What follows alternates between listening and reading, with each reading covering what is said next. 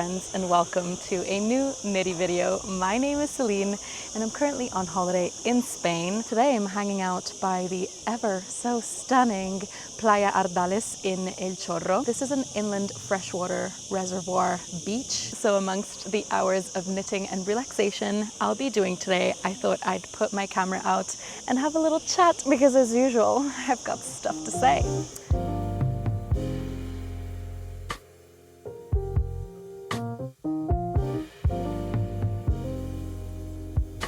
Usually when I go on holiday, I never want it to end. I want time to stop, and I'm really not ready to head back to my normal life. But this time around, I really made it a point to really take a break, and I genuinely feel recharged for the first time in forever. Of course, I don't want this holiday to end because it's been so amazing, but at the same time, I feel so excited to head back to my life and girl, lock in. I'm so ready to lock in. I'm also delighted to let you know that I have been able to knit quite a bit while I've been here in Spain. So let's start our chat exactly with that. Before leaving, I made a reel for Instagram asking you friends what you think I should cast on next.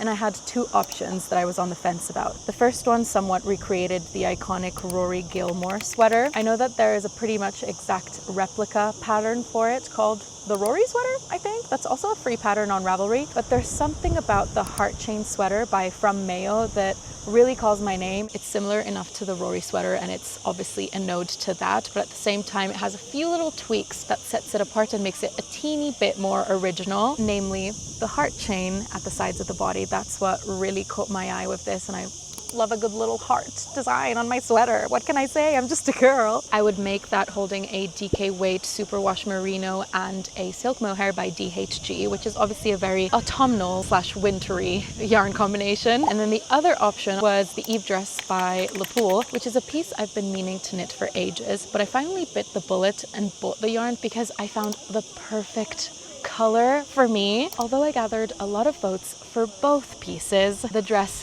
did win by a stretch, I would say. You know when you're kind of unsure what your heart truly desires, so you ask someone for their opinion, and then based on their answer, you really understand what you truly want? Had the Rory sweater won, I would have been disappointed. My heart really desired the Eve dress. That's what I cast on.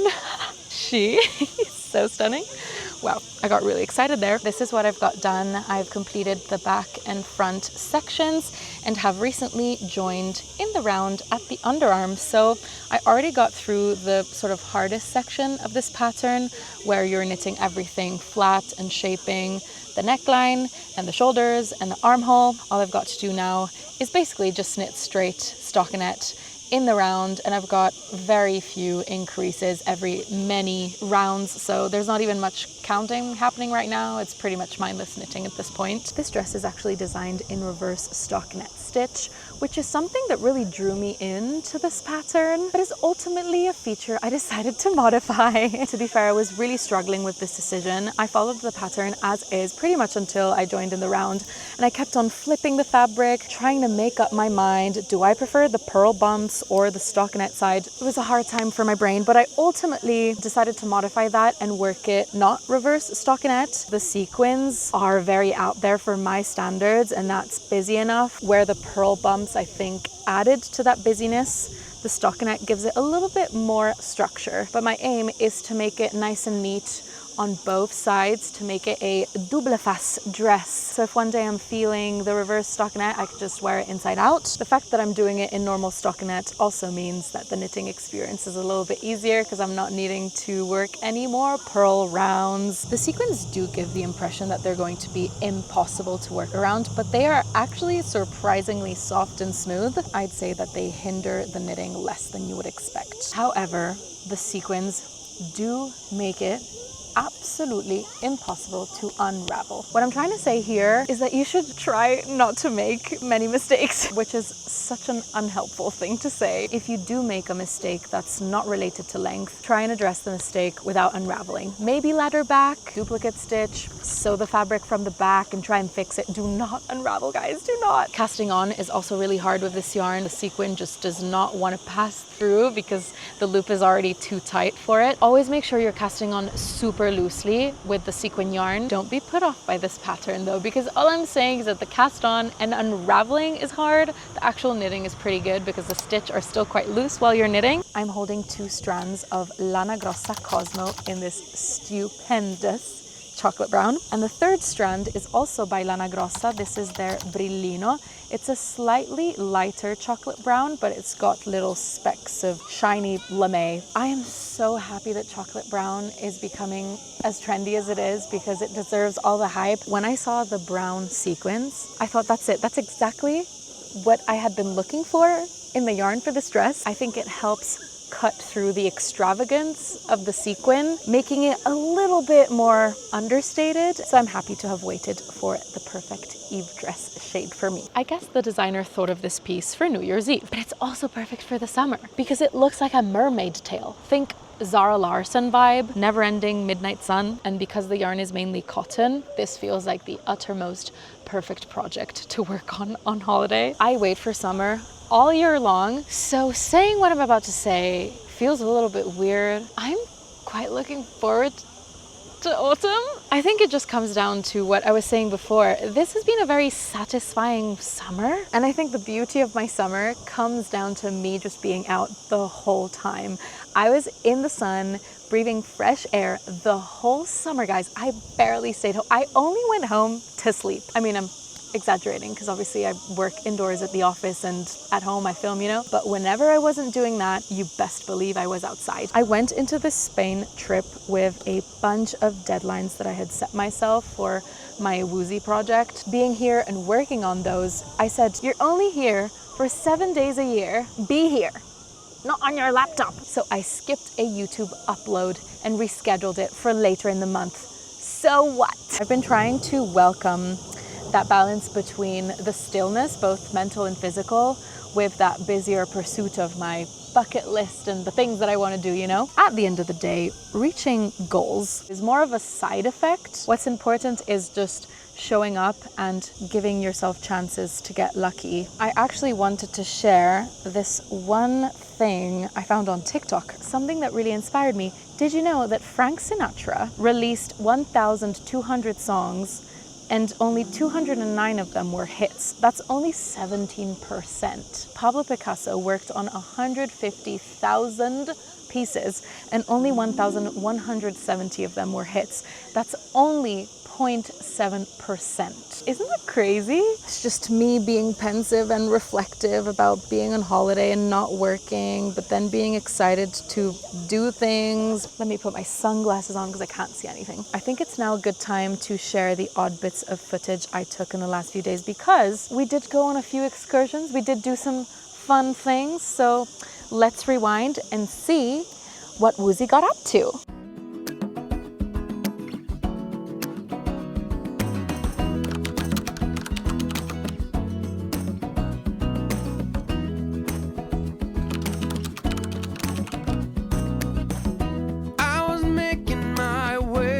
Across town, trying to get to you. I've been keeping my phone on no sound, facing you out, that's true. Now I get butterflies just thinking about your eyes, and that can't be all bad. Things came up, things went down, maybe turn back around. My spider sense screaming that I'm mad. Also, now that I'm in the sun, I must say it's been really nice to tan. I was translucent, girl. I hope you've all been taking care of your skin this summer in this sun that has been absolutely scorching. My brother and I have used up 2 SPF bottles. I've also been doing like after sun care, loads of moisturizing. I've done my skin treatments with my For You products. You guys know that I always bring my LED face mask on my trips. So yeah, let me show you what I've been doing for that and we can have a little 2-minute spa session together.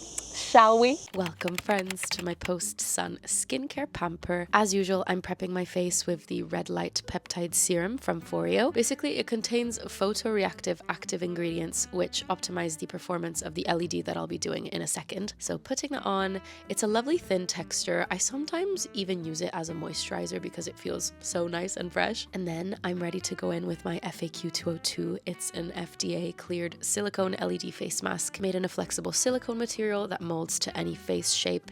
It's got adjustable straps and eye protection around the eyes. Depending on what I'm feeling, I'll either select one of the 8 different wavelengths, one of which is NIR infrared, directly from the mask, or I'll pop over to the app and select a treatment that targets a specific skin concern, whether that be reducing my acne scarring, redness, and dullness. The key here, after being in the sun, is keeping moisturized, and based on numerous medical trials, LED is proven to increase the skin's hydration levels by 45%, which is exactly what I need right now. So I let the LED mask work its magic while I knit on the balcony. It's basically a professional at-home spa experience where I get a little personalized treatment. After hours in the sun, my skin can often feel like a dry raisin, so after my Foreo session, it turns super dewy and bouncy. Foreo is offering back to work deals, and using my discount code WBC30, you can get an extra 30% off on almost all Foreo products, even those that are already discounted. The code is valid for a limited time, so click the link in the description box or scan the QR code on screen to take advantage of these offers. Even Brother Woozy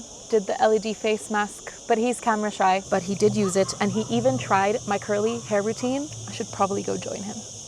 He's sleeping on the rocks.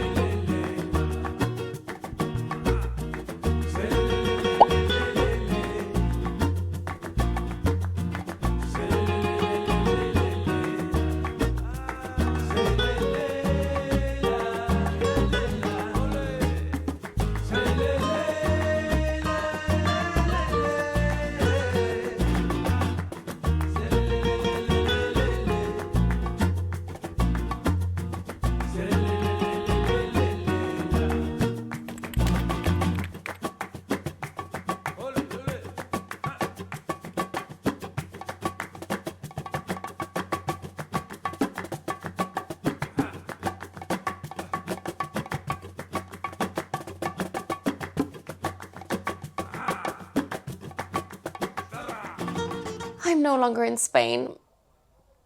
What have I been up to this week in London? I've been knitting on my Eve dress. Not sure if you can tell the difference from the last clip I showed you of this, but here's a little try on. She is looking so majestic. Words cannot describe how this fabric feels and looks like in real life. I brought it over to my friends at Beautiful Knitters shop in London yesterday, and all of them were so shook at the feel of this fabric. It's so bouncy and strange in the most beautiful way. There's something so structured and springy about this yarn combination. It's beautiful. I'm about to finish these skeins, which would mark the exact half point of the yarn quantity that I bought for this project. In other words, the amount that I have knit so far is the exact amount I've got left. And to be completely honest with you, I simply cannot fathom how that is going to be enough to reach dress length. It just doesn't add up. But Why panic now when I can panic later? Quickly addressing some questions I've been getting on my Instagram about this project. Loads of you have been telling me that sequin yarn is sold out in most places and you can't find it. I got mine from La Lana, which is a yarn shop in Italy. They still have stock of a bunch of colors of the Lana Grossa Cosmo that I have. Here is a list of countries that they ship to, so if you're interested, I'll leave the link to that in the description. Another frequently asked question is, are the sequins scratchy? I know it sounds crazy, but they're actually quite soft. Personally, I can wear this on my bare skin and I don't really notice anything. Just keep in mind that I do not have sensitive skin, so I'm sure it depends from person to person, but what I can confidently say, you would absolutely not expect these to be as soft as they are. So that's that on my project this week. The other day, I also caught up with my friend from university, Jay or Dro. We used to be in a band together. He does not live in London, so every now and again we organize a whole entire day where we hang out and do a bunch of stuff. And we did that this week, so I filmed it. I thought it was a fun little different thing to throw into the vlog. So I guess let's see what chaos we stirred up. We are going to IKEA and I messed up the bus and we took the wrong bus and I'm hungry. So much time has been wasted.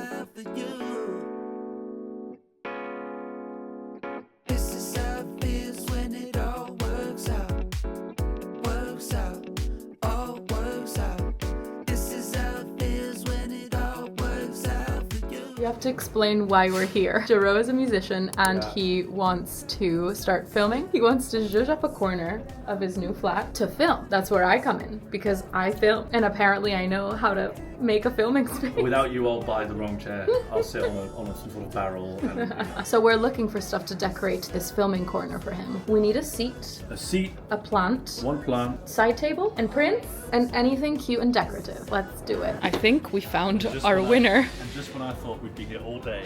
We found our winner. Can't my viewers? One chair contender. Jero, you're not gonna be able to fit your guitar there. Oh. So let's say I get the plant in the corner, prints on the wall, a stool, but then I want some sort of side table. I think my favorite is this one. It just looks like a children's chair, but bigger. But I'm into that aesthetic. It's kind of weird. This one's also nice, but nah, he's not into it.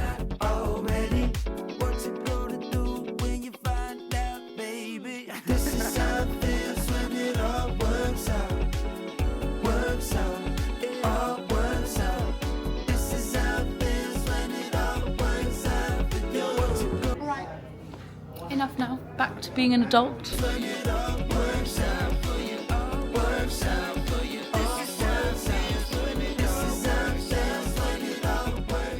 a dog, no? That's a dog cushion. Easy chair. There's nothing. Woo! Let me show you what I have in my pantry. Got pickles, red lentils, and a nice beer Glass of beer. with no foam.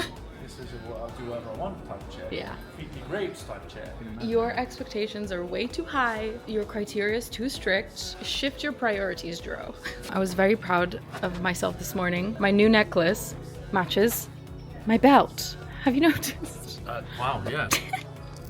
Not impressed. Oh, look, is that Jay Holland? The famous... Oh, Jero, I got you flowers. Oh man, thanks bro. Do. Hey.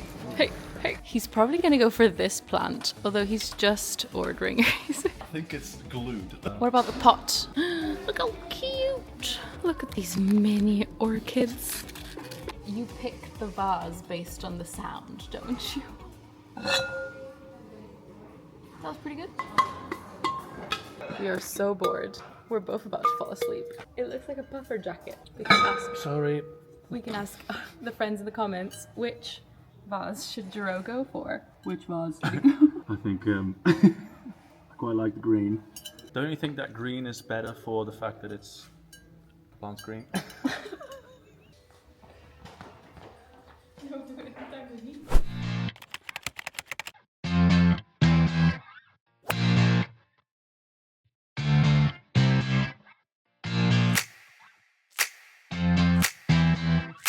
Jero won this one.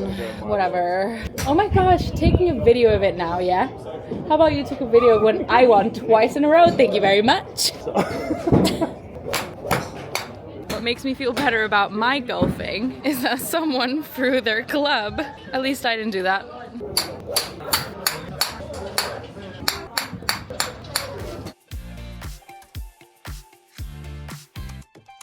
All right, we're done with golf. I was so bad. It's not even funny. Basically, I'm going to the Ariana Grande concert. In the O2, there's the merch shop. But I don't want to go on show day because it's going to be absolutely crazy. Today's not a show day, so I thought I'd pop by and see what's crack-a-lackin'. And then we're gonna go have dinner. What's for dinner? Go on, tell them. What's for dinner? What's for dinner? Tell them, you tell them. Shake Shack. Oh, come on. And then we're gonna go watch The Odyssey. Is it The Odyssey or is it just Odyssey? Where are we going?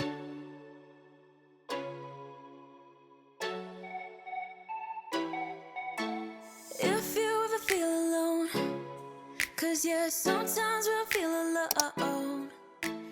We read the cinema screening time wrong on the tickets. And we realized very, very late we almost missed the movie. But we didn't. We watched The Odyssey and we both thoroughly enjoyed. I really wish I could have helped Jay a little bit better with his filming setup at IKEA, but there just wasn't much that was inspiring us. Our visit was unsuccessful, to say the least. We only settled on the plant. It was underwhelming, but I guess it served as market research. Nonetheless, we had a very fun day. We managed to squeeze in so many activities, and overall we spent some great quality time together. For the last section of this video, I wanted to answer some questions that I got on my Instagram stories the other day. Let's chat a little more, shall we? First question is about my Italian yarn knitting retreat. If you follow me on Instagram, I've posted a few reels and photos about me going to Tuscany for a knitting retreat at the watermill at Pozzara. I'm posting this video on Monday or Tuesday, and then the knitting retreat vlog will be posted by the end of this week. So yay, I'm chuffed to share all about that. Where are your favorite pants, jeans, skirts to pair with hand knits from? Maxi skirts have been the main character in my summer wardrobe this year, and all of the ones you have seen me in I got from OVS, which is an Italian shop. I got them a couple years ago, but they're not very specific to that store. You can get them anywhere. I just like tiered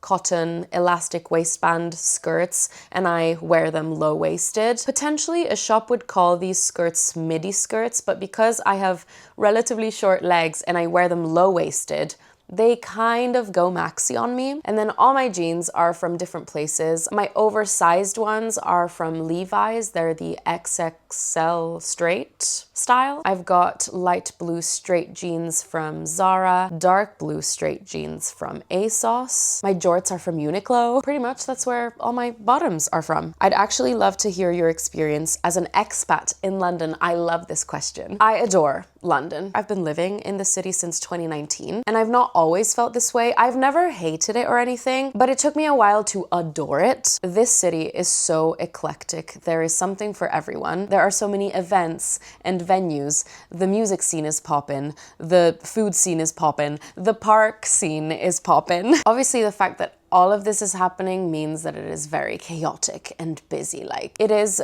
an overload on your nervous system. I'm really lucky to live on a quiet street in terms of traffic. There's a bunch of roads closed around me, so I never hear sirens or barely any cars. So when I come back home, I do get a chance to reset and recharge that way. I think that's really important. Also, it's so expensive. It's not even funny. So because of that, you have to put so much effort and you have to grind loads. It's a frenetic lifestyle. You have to work so hard. But finding a groove with that means that you get to enjoy the city to the fullest, and it's got so much to give. It has taken me 7 years of living in the city to finally feel like genuinely like it was my home. I was actually speaking to my brother the other day when we were on the plane from Spain back to London. I told him, you know, the last few times that I've flown back to London, it has finally felt like I'm coming back home, which is such an incredible feeling, especially after 7 years of not really feeling like I had a home, because I felt like Italy was my home, but I wasn't living there, so it wasn't my home, and then I was living here and it didn't really feel like my home. I feel like I could go on and on for days answering this question, but I don't want this video to be only about this. I hope this answer is good for now, but I'd love to talk about this more in the future. I loved your last styling post. More of that, please. Thank you so much.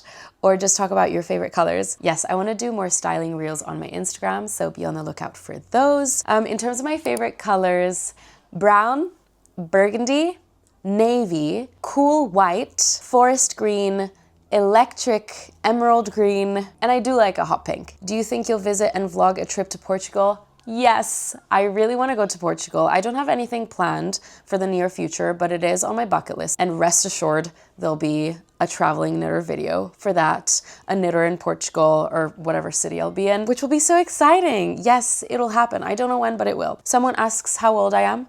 I am 27. You give a vibe of a very extroverted person. Are you like that in real life too? I love this question. It's so funny. So I would say that I'm very energetic. Like the energy that I have in my videos, that's my genuine way of being, even out and about in the wild. I guess I'm very expressive.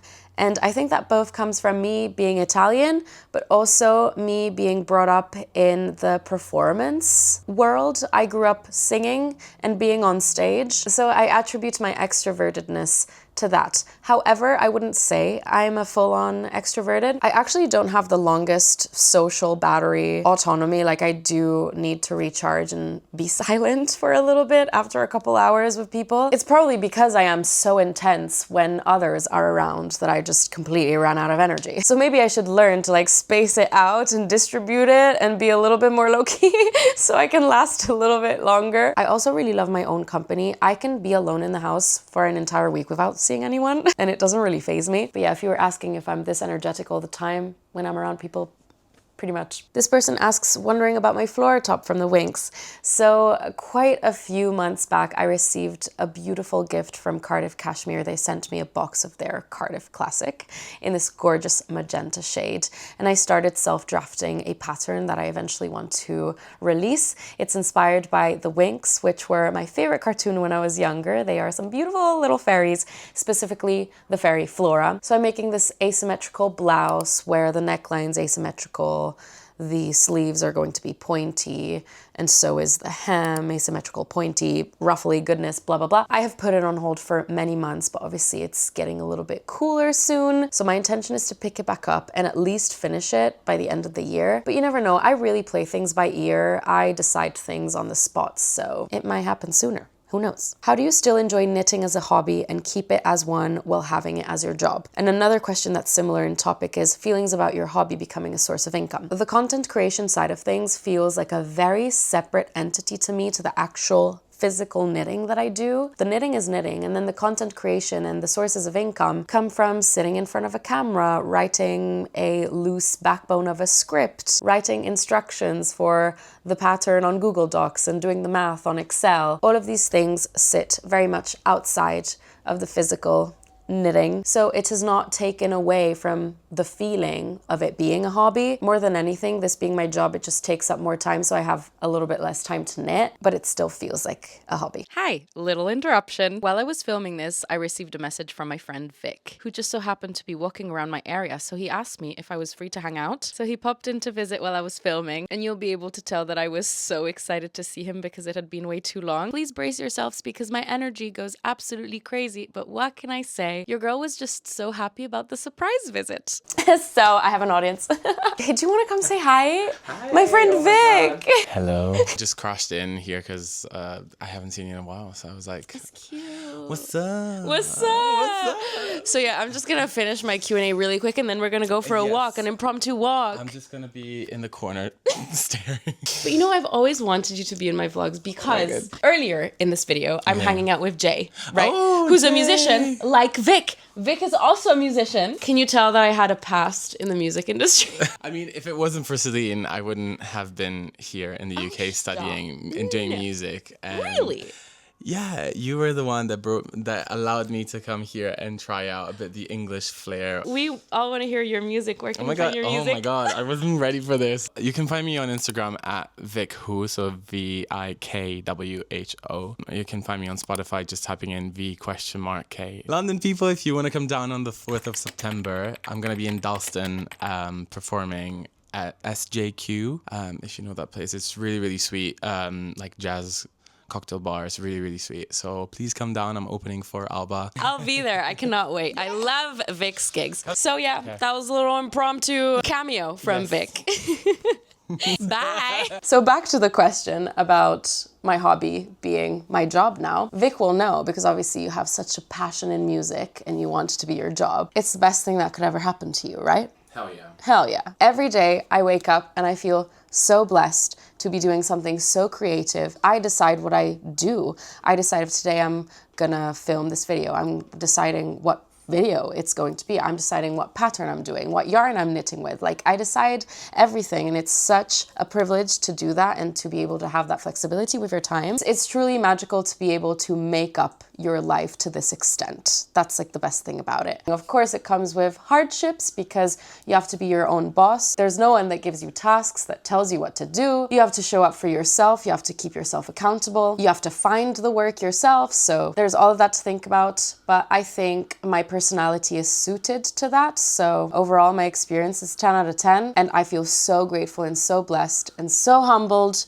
to be in this position, to love my job so, so much. And I am so grateful to you, friends, for watching, because this wouldn't be possible without you watching and without having built this little knitty community. It's amazing. I guess that leads me to the next question, where someone asks if the knitting is the only thing I do, and it isn't currently. Since I'm freelance, I do have some separate projects, and my main one is I work in the world of licensing and a children's IP brand. That's what I refer to as my office job. Since Vic is here, we are due for a little catch-up walk, you know? Friends, I'm going to wrap this video up. Please let me know what you've been up to this summer. I hope you've been enjoying it, and I hope you feel recharged and ready to kick things back up with your routines. As always, I'm super nosy. Let me know what's currently on your needles while watching this video. I thank you so much for sticking till the end. I always really appreciate the company. I will leave my Instagram on screen in case you'd like to follow my creations more in real time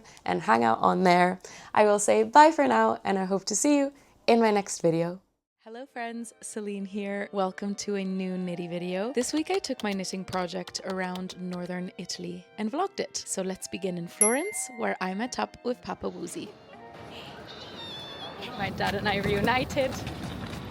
I hadn't seen my dad since April, which is very long for me. So my dad came to rescue me at Florence station. Hi, how are you? What's the news today? He drove all the way from Milan to spend the day with me. I've never been to Florence, so it's gonna be a fun day of exploring. There's gonna be a lot of chaos in this video because I've inherited the chaos from this man. You look great, Dad, today. I'm loving your hair. What? Ho detto che I tuoi capelli sono fantastici oggi.